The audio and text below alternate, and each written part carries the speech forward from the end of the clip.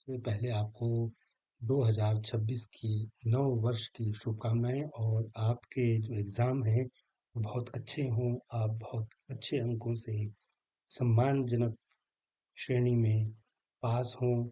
मैं आपके लिए कक्षा 10 हिंदी का प्री बोर्ड पेपर लेकर आया हूँ और अगर आप इस पूरे पेपर को एक बार अच्छी तरह से पढ़ लें, उनके प्रश्नों की प्रकृति को समझ लें और थोड़ा-सा जो मैं हल्का-हल्का आपको इसके बारे में बताऊँगा, उसको भी अच्छे से समझ लें, तो निश्चित तौर पर आपका ये जो पेपर है 80 नंबर का, 80 नंबर का, इसमें से आपको 80 नंबर में से 80% नंबर तो निश्चित तौर पर आएँगे ही या इसके जैसे आएँगे। तो देखते हैं कि हमने आपके लिए क्या तैयारी की है। देखिए पहला जो प्रश्न है आपका वो आता है एक अपठित गद्यांश, एक अनुच्छेद आपके लिए आता है। बहुत सारे विद्यार्थी उसको ठीक से नहीं पढ़ते हैं, तो मैं आपसे ये कहना चाहूँगा कि आप इस पूरे अनुच्छेद को एक बार ढंग से पढ़ लें। आपको 15 मिनट पढ़ने के लिए मिलते हैं और उस 15 मिनट में आप इस पूरे पेपर को अच्छे से पढ़ सकते हैं। बिल्कुल, कोई जल्दीबाज़ी करने की ज़रूरत नहीं है, आराम से पढ़िए लेकिन पढ़ते समय आपका ध्यान सिर्फ़ और सिर्फ़ इसके कहने पर होना चाहिए। मैं आगे आपको बताऊँगा कि बच्चे क्या गलतियाँ करते हैं, आप इसको पहले पूरा पढ़ें। जैसे ये जो है हम इसे पढ़ लेते हैं एक बार कि ये काठमांडू की नेपाल की एक जो राजधानी है काठमांडू, नेपाल हमारा पड़ोसी देश है, वहाँ का एक यात्रा वृत्तांत का एक छोटा-सा हिस्सा है और इसमें ये भी बता रहे हैं कि वहाँ पर कुछ हुआ था, है ना? और वहाँ कुछ होने से कुछ हलचल मची, ये यहाँ पर आया है, आप इसे पढ़ लेंगे। देखिए प्रश्न है और ये मज़ेदार बात ये है कि इसमें 2 और 2 4 और 5 और 2 7 नंबर 7 नंबर आपके इसी अनुच्छेद से आते हैं और बहुत आसान होता है अगर हम इसे पढ़ लें। अनुच्छेद में किस देश की बात हो रही है? क्या हुआ होगा? 2 नंबर, 2 प्रश्न हैं 1-1 नंबर के इसी के अंदर। तो अनुच्छेद में किस देश की बात हो रही है? नेपाल। अनुच्छेद में नेपाल देश की बात हो रही है। क्या हुआ होगा वहां पर? क्या आया है? भूकंप आया है। देखिए ये आया ना, जैसे 25 अप्रैल को काठमांडू की धरती कांप उठी, तो यहीं से आपको समझ जाना चाहिए कि भूकंप है। तो बस इतना ही आपको लिखना है, 2 नंबर पूरे। फेरी वाले और बांसुरी वादक के लिए लेखक क्यों चिंतित है? यहाँ पर आया है कि जब भूकंप आया तो वो वहां पर जो बैठते हैं दुकानदार, वो भी अस्त व्यस्त हो गए हों। तो लेखक ये चाहता है कि वो ठीक रहें, वो जीवित हों, उनके साथ कोई मिस हैपनिंग ना हुई हो। तो आप लिखेंगे फेरी वाले और बांसुरी वादक के लिए लेखक इसलिए चिंतित है क्योंकि उस क्षेत्र में भूकंप आया था और उस भूकंप से बहुत नुकसान, जान और माल का नुकसान हुआ था। तो लेखक, बस इतना आप लिख देंगे तो आपको 2 नंबर पूरे मिल जाएंगे। उपर्युक्त गद्यांश का शीर्षक लिखिए 1 नंबर। तो ये देखिए सचिन तेंदुलकर की बात नहीं कर रहा है, ये किसी हीरो हीरोइन की बात नहीं कर रहा है, बल्कि ये क्या कर रहा है? नेपाल देश के काठमांडू शहर की बात कर रहा है। आप इसके आधार पर यहाँ का कोई एक शीर्षक टाइटल लिख सकते हैं, यानी लेखक और नेपाल या लेखक और काठमांडू या काठमांडू में भूकंप, इस तरीके का कोई भी टाइटल यानी शीर्षक आप सुझाएंगे तो वो सही माना जाएगा और आपको पूरे 1 नंबर मिलेंगे। इसके बाद एक एक नंबर का जो है आपको बड़ा आसान कर दिया है बोर्ड ने, अब वो इसको बहुविकल्पीय ले आया है। तो हम इसको देख लेते हैं। मैं सारा उत्तर तो नहीं बताऊंगा क्योंकि वीडियो बहुत बड़ा हो जाएगा, आप इसको देख लीजिए कि निम्नलिखित में से सही विकल्प छांट कर लिखिए। राज को हम बाजार गए। राज रात को है, ये राज हो गया, रात को हम बाजार गए। इस वाक्य में क्रिया है, क्रिया पूछ रहे हैं, ये गए कहाँ गए? बाजार गए।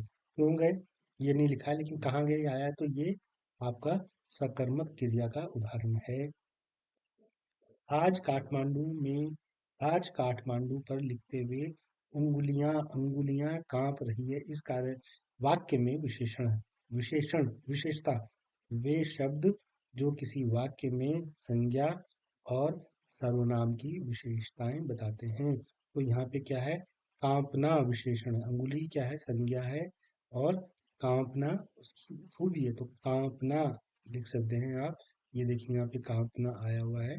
तो ये आपका देखिए पूरे 7 नंबर, 7 नंबर आपके मिल जाएंगे। आपको थोड़ा सा आप इसको पढ़ें और तब इसका उत्तर दें। प्रश्न नंबर 2 देखते हैं।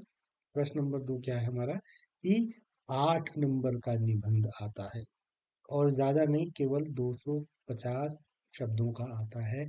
250 शब्दों का अर्थ हुआ कि अगर हम ये टुकड़ा देख लें, इसी को आप गिन लें, तो 3 4 5 6 7 8 9 10 11 12 13 14 15 16 17 18 19 20 21 25 लगभग 20 शब्दों की एक लाइन, 1 2 3 4 5 6 7, तो 2 7 14, 140 का तो यही हो गया। 140 शब्दों का ये अनुच्छेद हो गया।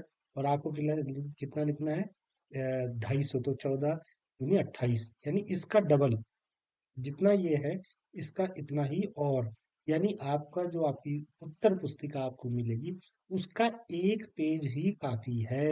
एक पेज बस। ज्यादा से ज्यादा आप उसको हेडिंग हुडिंग बनाकर एक लाइन छोड़कर ज्यादा से ज्यादा 1.5 पेज में लाएं। ज्यादा से ज्यादा, बहुत ज्यादा करेंगे तो 2 पेजों से ज्यादा आपको नहीं लिखना है, क्योंकि ये है 250 शब्द। आपको 8 नंबर में से ही निबंध में मिलेंगे। आप अगर 4 पेज लिख देंगे तो आपका समय खराब होगा, लेकिन आपको 8 नंबर में से ही मिलना है। और दूसरी बात, कई सारे विद्यार्थी हेडिंग नहीं लिखते हैं। आपको इस हेडिंग के आधार पर ही निबंध को पूरा करना है। और ये देखिए इसमें कितने हैं, 5 हेडिंग है, 1 2 3 4 5। तो 5 हेडिंगों में अब 8 नंबर मिलने हैं आपको, यानी एक हेडिंग के आधार पर आपको 1.5 नंबर से ज्यादा वो नहीं देंगे। तो आपको बहुत ज्यादा नहीं लिखना है। 3 3 लाइन भी अगर आप लिखेंगे एक हेडिंग के अंतर्गत, तो भी आपका निबंध पूरा होगा, परफेक्ट होगा। और आपको पूरे अच्छे नंबर, 8 में से आपको कम से कम 7 नंबर तो मिलने चाहिए। अगर निबंध पर क्या, क्यों, कैसे, कौन, कब, कहाँ, इसको आधार बनाकर आप अपनी बात लिखेंगे, तो आपको बहुत अच्छे नंबर मिलेंगे। मजेदार बात यह है कि ये जो प्रश्न नंबर 2 है, इसमें आपको विकल्प मिलता है, या तो आप ये करें या आप ये करें। प्रदूषण एक समस्या, 1 2 3 4, यहाँ इसमें 4 हेडिंग है। और 4 हेडिंग का मतलब ये हुआ, प्रत्येक हेडिंग में आपको 2 नंबर मिलेंगे, 2 2 4 2 6 और 2 8।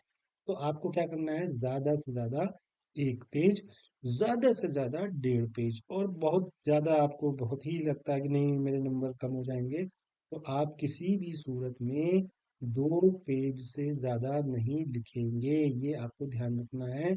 और इसके बाद आप जो है, प्रश्न नंबर जो 3 है आपका, वो है पत्र लेखन। और इस पत्र लेखन में भी आपको विकल्प मिलता है एक, या तो आप एज ये लिखेंगे या आप ये लिखेंगे। एक औपचारिक पत्र है तो एक अनौपचारिक पत्र है। तो आपके मित्र ने परीक्षा में प्रथम श्रेणी प्राप्त की है, एक बधाई पत्र लिखिए, आपका नाम क ख ग है, 4 नंबर। या बढ़ते पेयजल के संकट के समाधान हेतु जिलाधिकारी नैनीताल को पत्र लिखिए, आपका नाम क ख ग है। ध्यान रखेंगे इनमें से एक आपको करना है। दूसरी बात, आपको अपना विद्यालय का नाम, अपने जिले का नाम नहीं लिखना है, क्योंकि यहाँ लिखा है आपका नाम क ख ग है। क्यों? क्योंकि इससे कॉपी जांचने वाले शिक्षक को पहचान ना हो कि ये कॉपी किस जिले की है। तो ध्यान रखेंगे, काल्पनिक नाम रखेंगे अपना और क्षेत्र का भी। जैसे यहाँ नैनीताल लिखा है तो आप नैनीताल ही लिखेंगे, आप जिलाधिकारी पौड़ी गढ़वाल नहीं लिखेंगे, जिलाधिकारी देहरादून नहीं लिखेंगे, यही लिखेंगे। तो यह आपकी रचनात्मकता का कौशल जांचने के लिए है। तो 4 नंबर का आता है, ये भी बहुत बड़ा नहीं लिखना है। ध्यान रखेंगे, पत्र और निबंध आपको हर बार नए पेज से शुरू करना है। पत्र भी आपको 2 पेज में नहीं ले जाना है, आपको एक ही पेज में समाप्त करना है, ये ध्यान रखेंगे। उसके बाद ये जो है, यथा निर्देश आपको उत्तर देने हैं। जैसे यहाँ पर 1 नंबर का 1 है, तो यहाँ भी बड़ी आसानी कर दी है बोर्ड ने कि आपको बहुविकल्पी दे दिया है। राजू खिलौने से खेल रहा है, खेल रहा है। तो यहाँ पर खिलौने से खेल रहा है, क्रिया पूछ रहा है, खेल रही है, तो खिलौने से खेल रहा है। तो यहाँ देखेंगे आप, यहाँ पे खेल रही है कर दिया है, ये खेल रहा है होना चाहिए सही उत्तर। तुम्हें भी पास होना चाहिए था। बलाघात, निपात आपको इसमें ढूंढना है, भी, तो इसमें ये वाला भी उत्तर सही है। वह प्रतिदिन स्कूल जाता है, स्कूल जाना, जाना क्रिया है, स्कूल प्रतिदिन क्रिया विशेषण, जो क्रिया की विशेषता बताए तो प्रतिदिन विशेषता है, तो क्रिया विशेषण है प्रतिदिन। वह अस्वस्थ था वरना कल स्कूल आता। समुच्चय बोधक लिखना है इसमें, तो वरना, इसमें वरना यहाँ होगा वरना, देखिए ये आपका उत्तर सही है। इस प्रकार पांचवा जो प्रश्न आता है वह भी व्याकरण से आता है, एक नंबर का एक है, आज बर्फ गिरेगी। इसको आपने निषेधात्मक वाक्य में बदलना है, किसको, नेगेटिव सेंटेंस। तो आज बर्फ नहीं गिरेगी, निषेधात्मक वाक्य हो गया।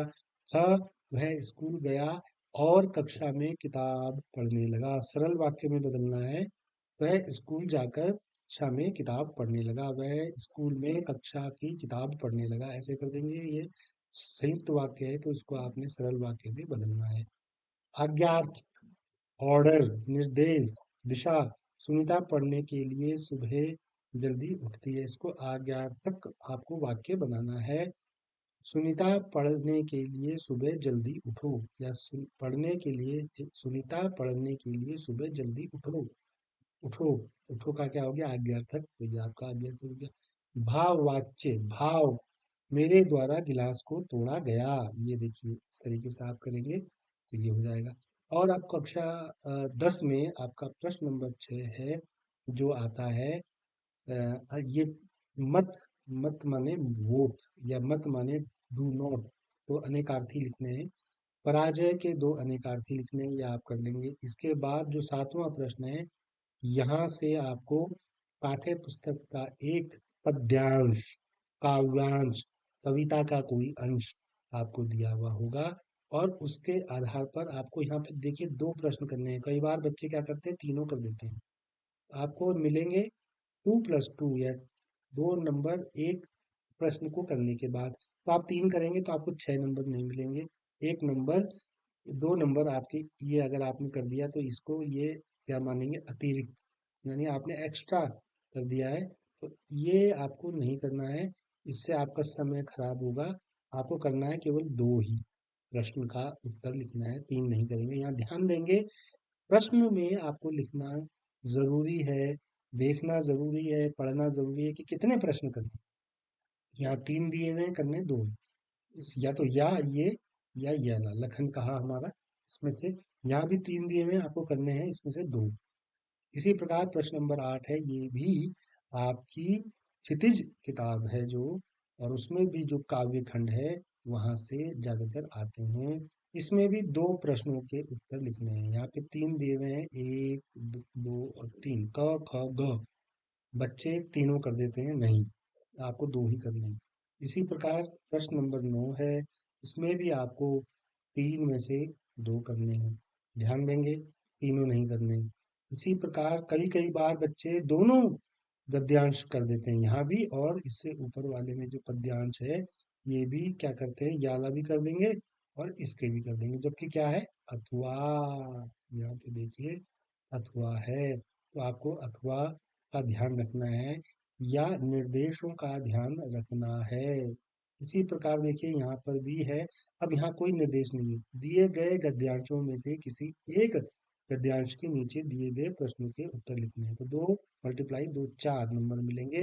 इसका मतलब वहां पे आपको कोई विकल्प नहीं मिला होगा, आपको ये दोनों प्रश्नों के उत्तर लिखने हैं, या इस वाले में से आपको ये दोनों प्रश्नों के उत्तर लिखने हैं। ये आपकी किताब से ही है, गद्यांश है, ध्यान रखेंगे। इसके बाद आपका जो प्रश्न नंबर 11 है, वो भी आपकी किताब के प्रश्न होते हैं, उसमें भी आपको 2 प्रश्न करने हैं, दिए रहेंगे 3, 1, 2 और 3, क ख ग, लेकिन क्या करने हैं, 2 करने हैं। इसके बाद जो 12वां प्रश्न है उसमें आपको दोनों के दोनों करने हैं। ध्यान रखेंगे इसमें जो क है वो 1 नंबर का होता है और फ 2 नंबर का होता है, तो इसको ध्यान देंगे। ये ज़्यादा से ज़्यादा आपको 2 लाइन में लिखना चाहिए और ये ज़्यादा से ज़्यादा आपको 4 लाइन में लिखना चाहिए, क्योंकि 2 नंबर है, 8 नंबर नहीं है, 6 नंबर नहीं है। बहुत ज़्यादा बड़ा-बड़ा लिखकर, बहुत ज़्यादा शब्दों का इस्तेमाल करके कोई फ़ायदा नहीं है। ध्यान रखेंगे समय का, ध्यान रखेंगे, समय बचाएँगे ताकि आप सारा पूरा का पूरा पत्र प्रश्न पत्र पूरा कर लें। देखिए यहाँ पे 3 प्रश्न करने हैं। माता का अंचल, गंगटोक कला और ये 4 दिए हुए हैं, क, ख, ग और घ। आपको इसमें से केवल 3 करने हैं, चारों नहीं करने हैं। ध्यान देंगे। इसके बाद जो आपकी नई किताब आई है, उस किताब में से संस्कृत की जो एक सहायक किताब है, वो आपकी इसमें जुड़ गई है इस साल। तो उसका एक अनुच्छेद है और उस इसमें भी 3 प्रश्न करने हैं, 3 प्रश्न ये देखिए। दिए होंगे 4, क, ख, ग, घ। आप कोई से भी 3 प्रश्नों का उत्तर यहाँ पर देंगे। अगर आप कहेंगे तो मैं इस पूरे प्रश्न पत्र को हल भी करूंगा, लेकिन अभी आपको प्रश्न पत्र समझने के लिए मैंने ये वीडियो बनाया है।